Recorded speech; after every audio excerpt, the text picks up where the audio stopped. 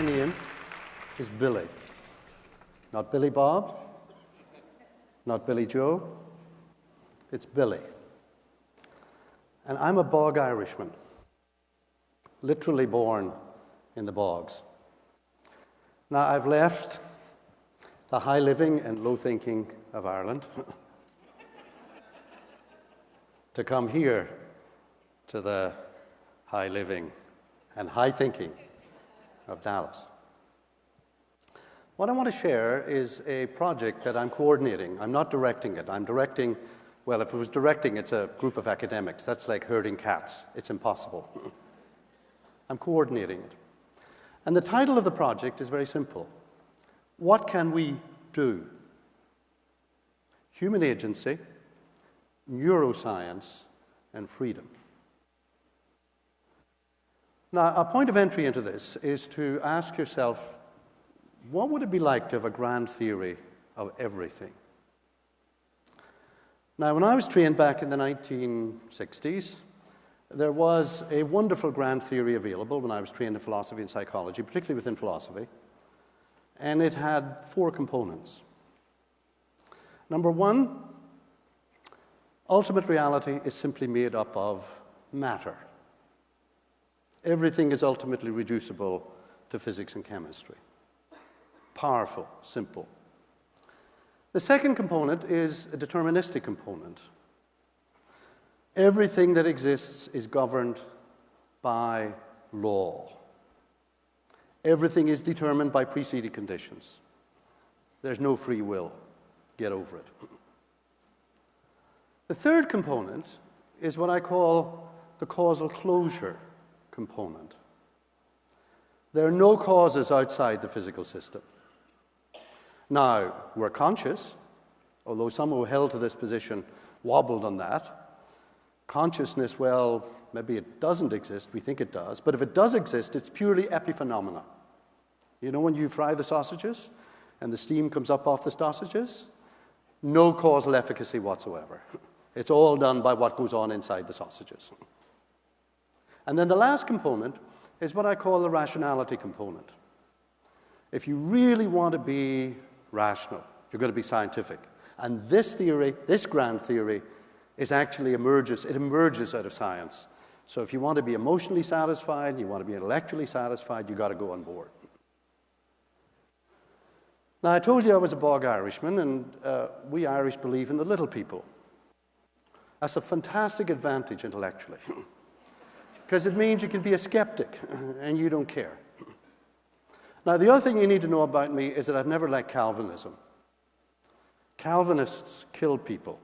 We Methodists didn't kill anybody. We came along later.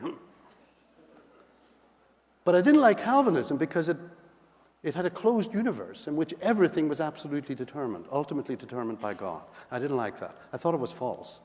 But the real issue for me was very simple. It eliminated, this grand theory, eliminated human agency. In fact, when I was an undergraduate, I wrote an essay on the concept of action. I discovered it about 3 months ago when we were moving office. It was a wonderful rediscovery. So from the beginning, I had this deep intuition that human agency really does matter. And then the issue is, how do we relate it to a scientific view of the universe? Now, our research project began over in La Madeleine, which is just about 10 minutes walk from here. I was in the line, and I met a student from Stanford, a computer science student from Stanford, and he was reading some philosophy. I got to talking with him. We discovered we had the same skepticism, and we thought, why don't we try and put a group of people together? Now, when you have an Irish theologian meeting with an American computer science student from Stanford in a French restaurant in Dallas, Texas, you really got something going there. Nobody could predict that that would happen. No preceding causes would cover this one. And so we began to put together the team. And we began with work in neuroscience. Now, the core of the work that we're looking at was pioneered initially by Professor Schwartz out at UCLA, is that the scientists have figured out a way whereby you can measure, on the one hand, the density of human attention, of focused attention. Fascinating work in psychology governing this. And then, with MRI, you can get in and you can see the effects of this. So in actual fact, what's emerging out of some of the most interesting stuff in contemporary neuroscience is that we're now being able to actually work through the measurement of focused human attention and see the difference that shows up on the MRI machines. Now, I think this is dramatic. Now, you're going to say, well, look, correlation is not causation. I know. But what's at stake here is not just events, it's human agency. It's human focused attention making a difference. So we'll bring in the philosophers to help on that. They're the people that are looking for the black cat in the block back on the box in the black room that's not there, right? But they're very important here in the work on human agency. But I have better news for you. We've taken this down to the level of subatomic physics. And we brought in Henry Stapp, who's one of the great subatomic physicists of the 20th century in quantum physics. And the bottom line here is this, is that human observation at the subatomic level makes a difference to the way the world comes out. Now, technically, what you've got here is the collapse of the wave function. And I'm not going to go into all the details of that. I'll leave that to the folk who really know what they're talking about. But what's at stake here is that the world is mind-dependent, it looks now, at the deepest level. So the key issue now is, how can we combine the work that's done in neuroscience and look at that in the light of what's going on in quantum physics, and do that in a way that's rigorous, serious, and where you've got all the philosophical help that you need to pull it on board. So, for example, many versions of quantum physics exist, but we brought in one of the top younger philosophers of physics from Princeton, and he's going to help work through the crucial conceptual issues at that level. Now you say, well, what does all this matter? In the Middle Ages, we theologians, we figured out how many angels could dance in the head of a pin. Now we're trying to figure out, how many neurons can you get on the head of a pin? Well, we're not done with the science. Fascinating psychological experiments about what difference does what you believe make to what you do. So tell a group of students that they're determined, tell another group that they're free. Do you know what you discover? The first group is more ready to cheat. Now, these are ingenious experiments that are done in Santa Barbara, so we're bringing in the folk to help us on that, and again, working through the difference that it makes. Now, here's what we're doing. We're starting with the neuroscience and human agency, going down into the subatomic physics to see what light, explanatory light this might throw on all of this, taking it back up to the psychological level, and then we're going to take it right through to the top. So we want to look at the philosophical consequences of exploring this point of view. In philosophy, it's going to have enormous implications for how we think about persons, about human action, about human agency, and the whole epistemological issues related to that are fascinating as well. What kind of evidence is relevant? How do you actually bring to bear the evidence on the claims that you're making? Fascinating stuff. Then we want to bring in the folk in Buddhism. David Brooks of the New York Times described these people as neural Buddhists. Fascinating term, because the Buddhists are very interested in neuroscience and the relationship between that and their own deepest convictions about the nature of the self.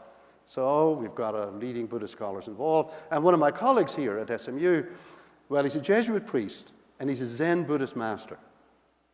That's a good deal, don't you think? You can do anything at SMU in Dallas. And that takes us into theology. Now, how does theology connect with this? Well, there's a long discussion in the history of theology about the nature of human beings. Human beings are made in the image of God. So now what have we got? We've got connections between human agency mirroring the agency of God. And there's vast material that's been done on the nature of divine action, how that relates to creation, how that relates to the world that we've currently got. That's the kind of stuff I love to work on. So we want to pursue the matter right to the highest level. We want to go all the way to the top, all the way to the bottom, all the way to the top, and sort through what we're going to think about all of this. Now, notice what this is not. This is not one more shotgun wedding between religion and science. We've had enough of those, not interested. This is serious research.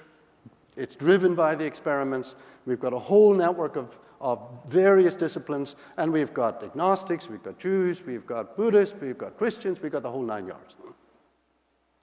And it is provisional, it's fallible, it's rational. And then you're going to finish with this. And I finish with this. Suppose you're all wrong. Well, two things. One, if it is a mistake that we're engaged in this research, it's an illuminating mistake. I always tell my students, never make a stupid mistake. Make an illuminating mistake. That's to say, a mistake which you can sort of go back in and start again, and it'll actually throw light on the issues. So if we've made a mistake, it's an illuminating mistake. But here's the other side of it. Suppose we're all wrong, and you're just matter. You're just bundles of sensations. You're just bags of molecules. You're just sort of puppets that are driven by all these impersonal forces. Well, you know, the interesting thing is then, it really doesn't matter, because nothing matters. In order to be able to ask that question, you have to be an agent. You've got to believe that things matter, that there's values, that there's real agency, that you can make real decisions. So if we turn out to be wrong, and we go back to that grand theory I mentioned earlier, well, it won't matter. But I think it does matter. I think this needs to be pursued to the limits, without fear. Because you know what I think? I think that we are agents. And I think that you're an agent. And I think that you and the rest of us, and all of us, really can make a difference. Thank you very much.